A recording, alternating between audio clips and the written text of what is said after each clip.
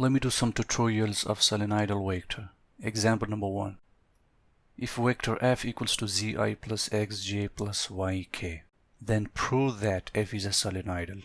Example, f has been given, which is zi plus xj plus yk. Now I'm gonna prove that whether f is a solenoidal or not.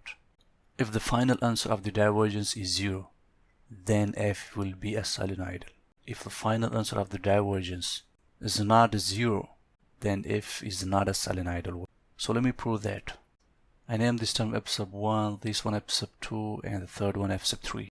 The formula of the divergence equals to partial phi or partial x plus partial j or partial y plus partial k or partial z. Dot product of f is zi plus xj plus yk, which has been given. These are f sub 1, f sub 2, and f sub 3. Took their dot product.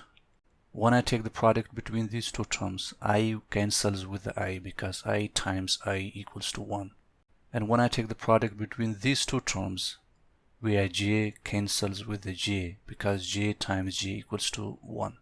And then when I take the product between these two terms, k cancels with the k because k times k equals to 1. Finally, I have partial z or partial x plus partial x or partial y plus partial y or partial z. This is f sub 1, f sub 2, and f sub 3. Let me take their partial derivatives. When I take the partial derivative of this term with respect to x, it becomes 0 because there is no x variable.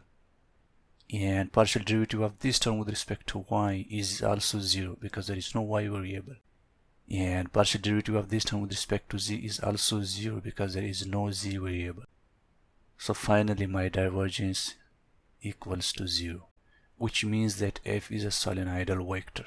F is only a solenoidal vector if the final value of the divergence equals to 0.